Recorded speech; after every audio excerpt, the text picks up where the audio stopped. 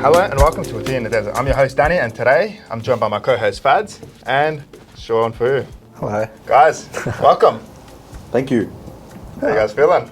Yeah, a little bit nervous, but it is what it is. First podcast, but I'm finally glad we got to do this. It was great. Yeah. So basically, Shawn Foo was born in digital analytics. He's the guy with plenty of experience behind large companies such as the REA Group, Deloitte, Sportsbet, and basically as a digital analyst role, his role is basically to translate complex data into easy to understand information for all of our clients. So Shawn, welcome to the show. Oh, thank you. You're the big data man. I suppose so. Yeah. What's it like just looking at, analyzing like massive data structures and just, being exposed to all this data? Yeah. So I guess like Danny mentioned, it is something that I started out with in a grad position about in 2017 before it became a lot more mainstream. Yeah. So, coming from a more developer background, getting exposed to this whole industry that I wasn't even aware of was great. So then back to your question in terms of being able to see all the big data, it's so interesting because there's so many bits of like stories and narratives that you can make out of it, insights.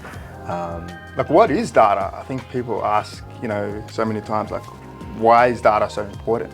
Yeah, I think to simplify it, data just helps you make better decisions, essentially. There's a whole concept around data-driven decision-making, which is just essentially, when you have websites or apps and things you just want to make improvements on from a user experience point of view.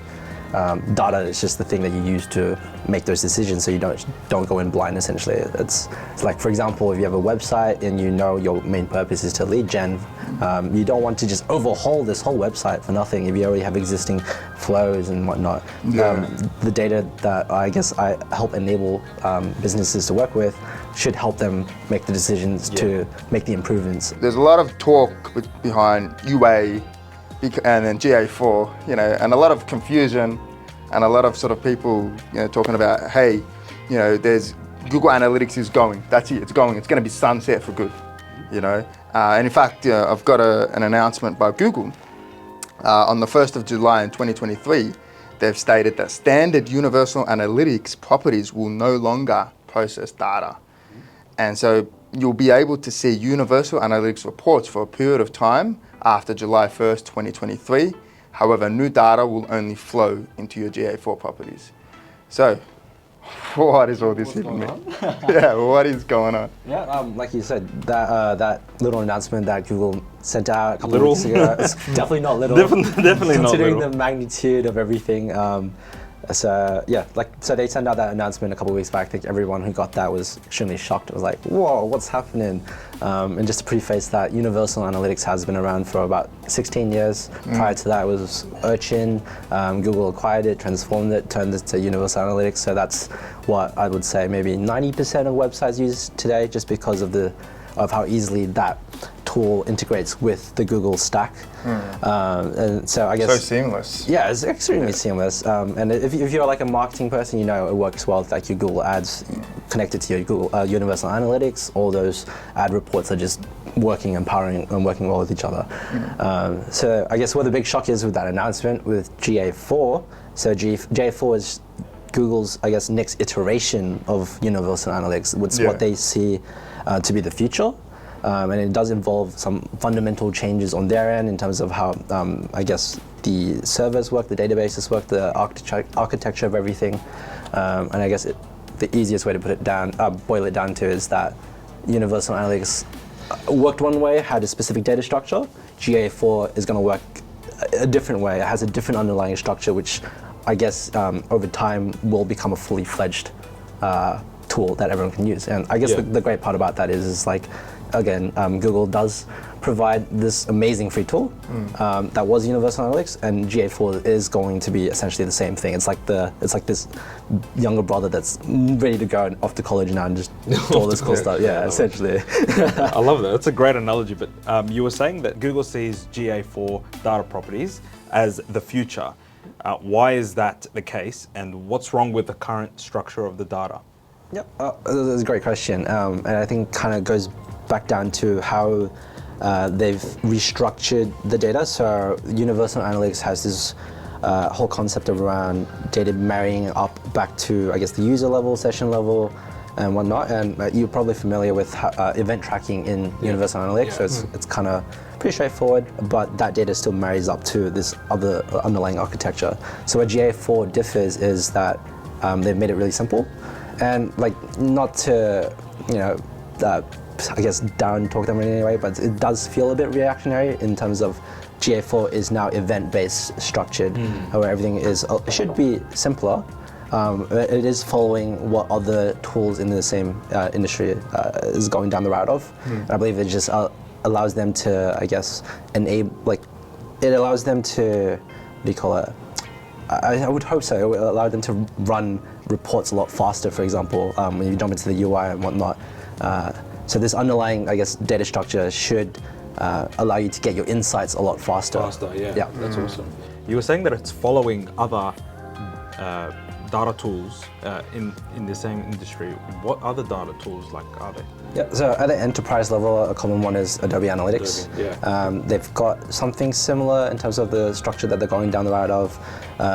Mixed panel is another big one, which does have this element of, like, free tier, which Google likes to offer, but they also have the enterprise level. But the underlying structure is all event-based still. What kind of companies use, like, Adobe Analytics and Mixed panel. Yeah, so I get so just to reiterate, so we've got Amplitude, we've got Mixed Panel, we've got Adobe Analytics, and then you've got Google with GA4, which kind of all follow the same kind of route. Adobe Analytics is known to be an enterprise tool. When I first started out, my mentor referred to it as this whole, it's kind of like Android versus Apple, right? Yeah. Extremely customizable. You can do anything you want with it. So enterprises loved it because it fit within the whole Adobe stack as well. So what kind of companies use these tools? So I would say with Adobe Analytics, at least, it's definitely more enterprise level. You'd see large companies using it. Mixed Panel, Amplitude, they're kind of like newer players on the block. They're not like 5 years old or anything. Like, they've been around for a while. But larger enterprises are slowly moving to those stacks just because they, having seen like the UIs in the last week or two, the UIs look so much nicer. They look a lot more modern than what you would see with, like, Adobe Analytics, for example. Yeah, I can imagine that, because I know I've seen Adobe Analytics maybe once or twice being properly used, and GUI is not their focus whatsoever. Like, the graphical user interface is just really quite mechanical. It requires a lot of upskilling to learn how to use it. And that's the thing with these tools, is that they do offer you all these online courses, training materials, workshops that you can go through just to learn how to use it. And I think what's happening nowadays with the whole self-service concept of reporting is that you just want to be able to chuck someone in there blind and have them know how to use everything and kind of make sense of things. That way, I guess, you can just get down to your insights a lot faster. So again, to add to the who uses what tool, Google with Universal Analytics and GA4 definitely caters to a large percentage of the market. Like 90% of smaller to medium-sized businesses use it because it's there, it's free, it's easy to use. It's pretty much our audience here, right? Like, most people would probably be using Google Analytics. It's really focused on sort of your more small to medium-sized kind of businesses, right? And that can be sort of another topic, but I'm very curious to know what the difference is in sort of what you can achieve from, using what's it called, Adobe Analytics, right, versus Google Analytics, right? Like, I'll be very keen to sort of look at the differences and the main sort of intricacies, and I'm sure you can track a lot more detailed data by using some of these softwares. But that's not sort of the focus. I think the next question and sort of the focus that I want to sort of ask is, why should we care about, like the new update with GA4? Why should we worry? Can't we just update, simply press a button? It's more than a year away. And should we just leave it till then, or is this like something that we have, like, users of Universal Analytics have to action now? And why is it important that they do so?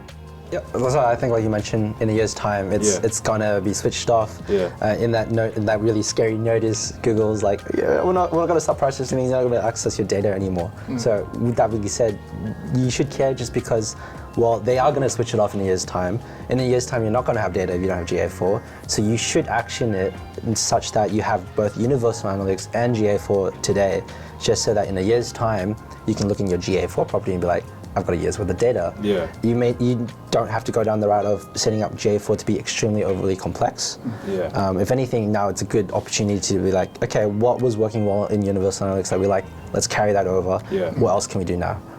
Essentially. I guess the question for everyone else is like, do you want to have data? You know what I mean? that's like that boils down to Like- do you want your data to be there? Do you want to be able to still see your reports? Do you want to be able to understand where your leads and conversions are coming from? Like you should still have it set up, and that's probably like the main call to action for a lot of people. Further emphasized by the fact that the big boss man Google has said, "We're switching." That's it. Exactly. So you switch. Yeah, we're switching, so you switch. There's no ifs or buts about it. Exactly. But I find that really hard to understand how Google shouldn't or wouldn't simply allow you to just press an update.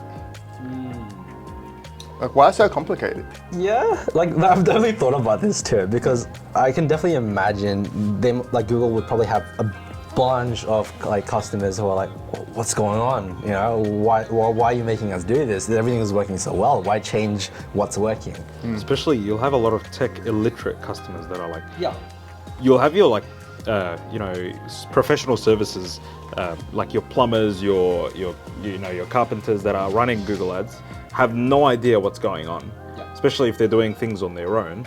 Why is it important for them to be aware of what's happening? Yeah, I mean, outside of the whole data loss, not having that stuff. So I think one of the good things about GA4 is that when you do go and set it up, and assuming you're a fresh company looking to get analytics on it, is GA4 is seamless to implement, and out of the box they already track some of the default things that you would expect users to look at, like your page views, your basic scrolls, link clicks, like outbound link clicks, file download clicks. That is tracked out of the box. You just go into the UI, tick it on. As long as obviously your tracking snippet is on your site, you're good to go. The data is going to start flowing through. Where kind of like Universal Analytics falters a little bit is that it doesn't have that automatic setup process. Like I'm sure some fancy companies probably have, like small companies have those scripts that are already to go to deploy Universal Analytics and track those basic fundamentals. Why it's a bit annoying when going from UA to G4 without that automatic script. I can definitely imagine the underlying fundamentals of transposing that existing structure into the new one is probably a bit of an overhead. I would hope they would come up with something in a year's time to make it automatic. Like maybe that's something that's in the log. We don't know. Yeah. It's kind of like upgrading TVs in a way, where like once upon a time we all had those big clunky TVs, but now they're like thinner than your finger. It's just You can't even press an update on your TV. No, you can't. Oh yeah, spawn a new can't, TV. unfortunately. What was it, the new Samsungs which roll up now? Yeah, man. Just So go to the shops, grab a poster. Wait, it's a TV. It's a TV. Yeah.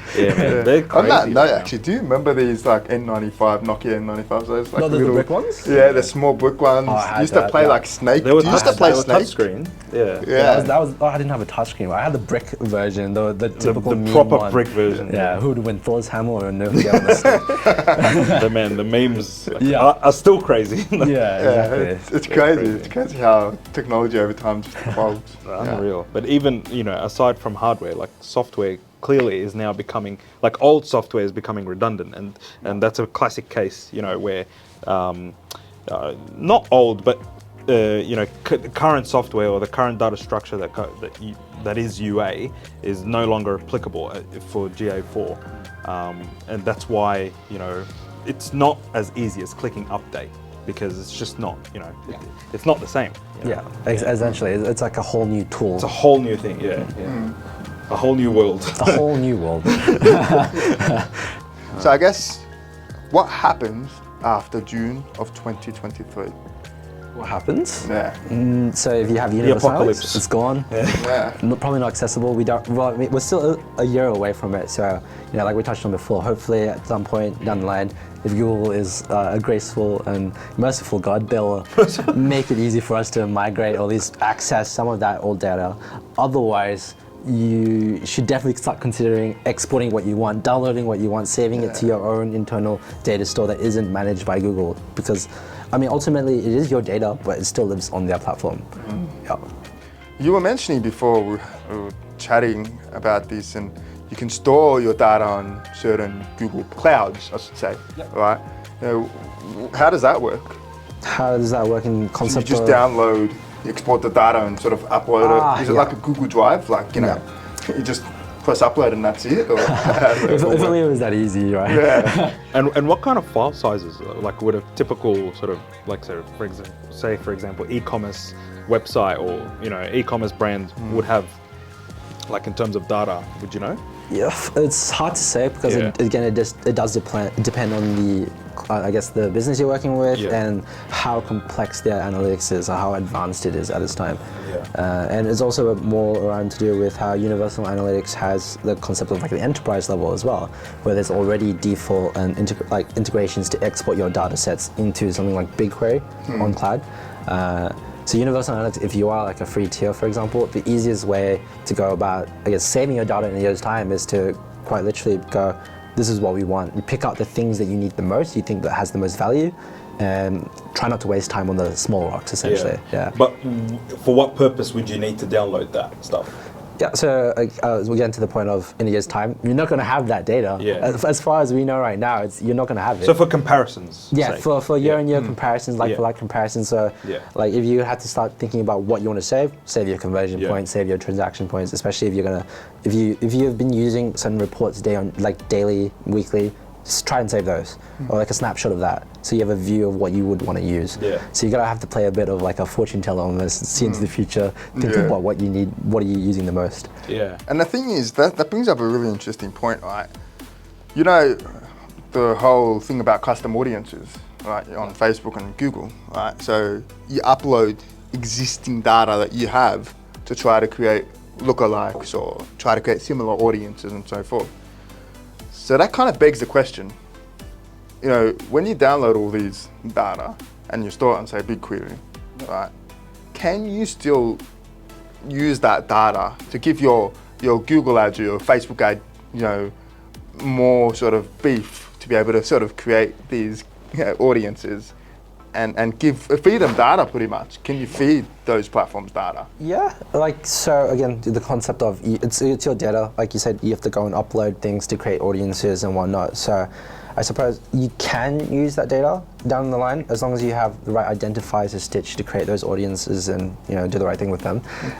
There's also the whole component of like privacy, security. If that data is able to tie back to certain users, you're going to make sure you've got the right processes in place to keep them safe.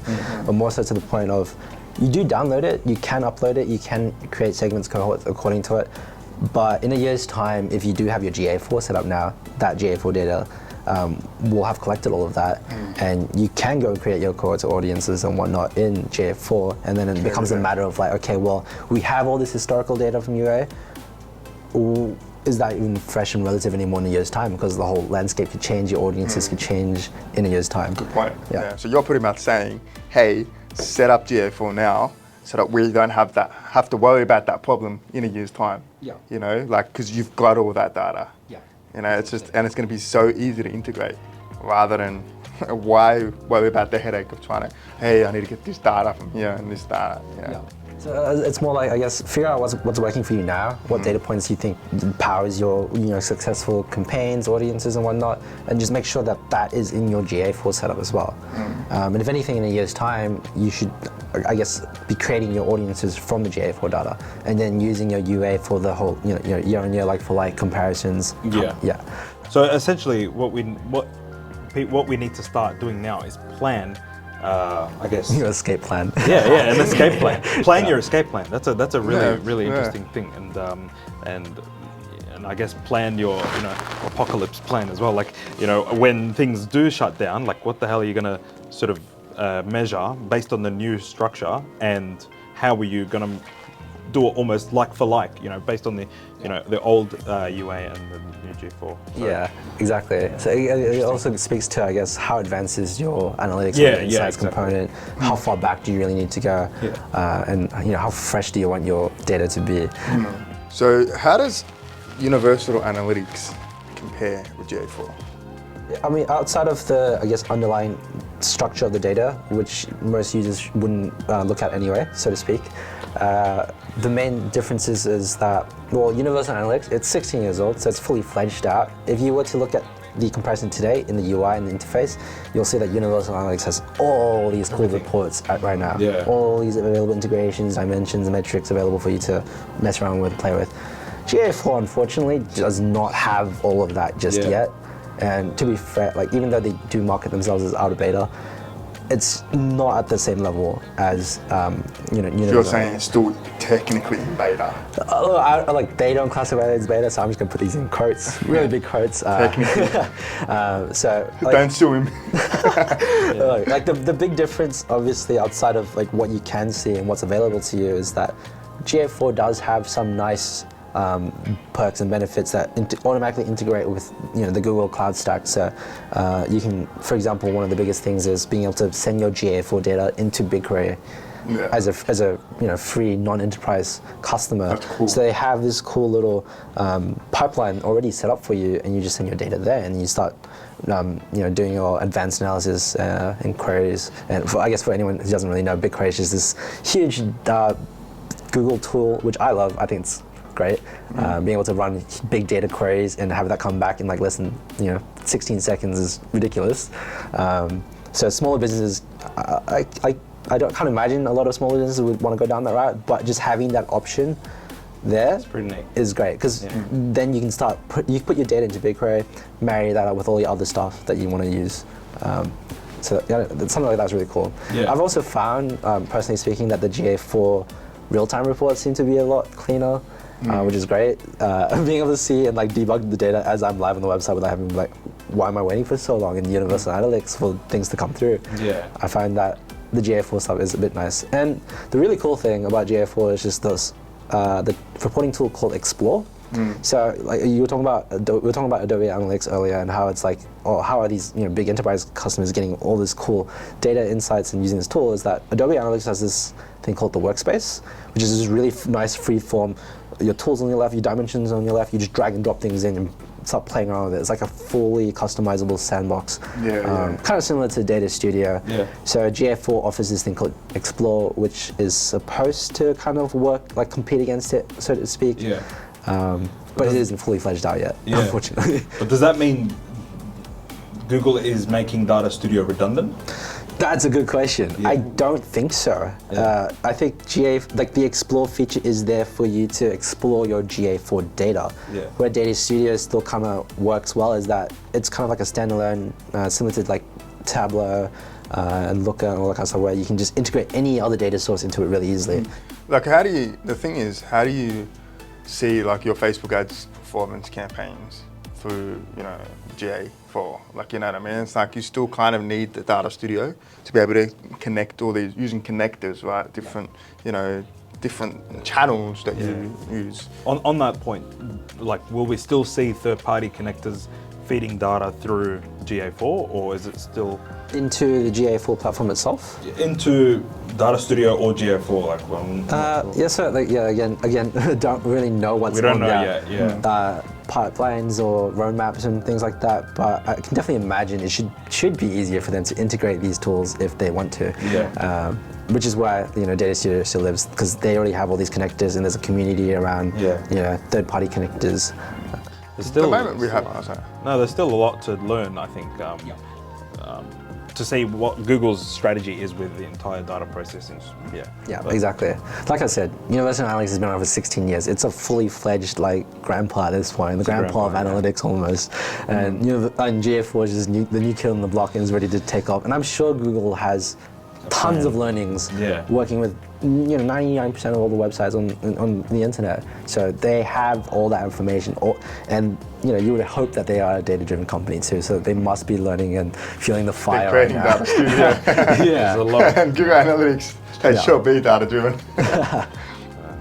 Well, I guess we'll have to just wait and see. See that there's going to be a weird 6-month period where the UA is not processing new data, but we'll still be able to have historical reports. But I guess we'll just have to wait and see. Like, it is a bit of a waiting game, which is a bit annoying right now, just because there is a lot of talk around GA4 in the community, both good and bad. Yeah. What are some of the bad stuff Bad stuff? about GA4? Yeah, I mean, Other than it's immature a little bit. a little bit immature, missing some of the self-service reports that a lot of users would want to come into. I've had some feedback in the last week just from users I've come across in terms of the new UI. It takes a little bit to get used to because it's like you don't have everything nicely laid out anymore. It's strange. It's a bit I can't get my head different. around it. Yeah, exactly. There were also reports of things like outages, data outages, like missing data, Google having to go and backfill some data, and it's just, it doesn't seem fully ready. It seems a bit more reactionary as to why they have pushed this out so quickly. Yeah. But that's not to say they're not going to fix it in a year's time, Yeah. right? Yeah. It's still in its infancy. To a degree, I would say. If there's a key takeaway though from that question, back to what are some of the bad things about GA4, it doesn't seem like it's overly, because there seems to be a lot of discussion going on, a lot of noise, but it seems like the pros of GA4 outweigh significantly. Yeah, I would say it will outweigh it in the long term. I have no doubts that it will be fully fledged a lot faster than Universal Analytics is, or how long Universal Analytics took. In terms of, I guess, the main big takeaway, it's that, well, this is a shiny new tool, and there's no, it isn't difficult to get it set up now if you already have an existing Universal Analytics snippet on there. You just chuck your GA4 on there, let it run, tick out the automatic tracking components, let it run for a year. And as Google releases more things for it, start to plan to integrate and shift over. Like small benefits of GA4 is just that they've made it pretty easy to do cross-device analytics as well. They have one set property, send your data into if it's from your app, if it's from your web, it'll know, it'll be able to differentiate it, which is why they went with the whole event-based structure, just because apps historically have always tracked things in that similar fashion. And I think what they've potentially realized is that this is actually a much better way of doing things, which is why they've brought it over, and now it's a lot easier to marry up your web and app data in one spot. And again, it probably makes it also a lot easier to run like cool AI or ML things to get insights out of it. Because I think right now, if you do jump into your GA4 setup, they already have some automatic insights and things that you may have missed from the last week, so to speak. And the main question is, how do I set up and configure GA4? Oh, easy. Just come to you guys. I mean, if you have to wrap it up, right? If anything, it's more just if you are in a position where you have Universal Analytics, or you're in a position where you're looking to set up brand new analytics, then you should start looking at GA4, or start planning out your escape plan to get away from things that you want to save in Universal Analytics. But if you're still confused, come reach out, right? That's easy, quick chat, 15-minute chat. It doesn't have to lead to anything. You can learn a lot. Sometimes it's really important. People always ask themselves the questions like, oh, I can just do it myself. But the reality is, yes, you can do it yourself, but you may not be collecting the data that you actually need. Yeah, and unless you're an expert and you've been in the field before, do you understand how to, attribute things, and really track certain tags and add certain tags and really figure out, if the data is even accurate? Yeah. You know what I mean? I think that's the main thing. It's like you can set up GA4 you like, but is it accurate? You can do it yourself, but it's like, if you're not an expert in this space, and not to say that you probably couldn't learn how to do it yourself, it's just a lot quicker to get help. So guys, that's it. Thanks, Shawn, for your time. Buddy? Big data man.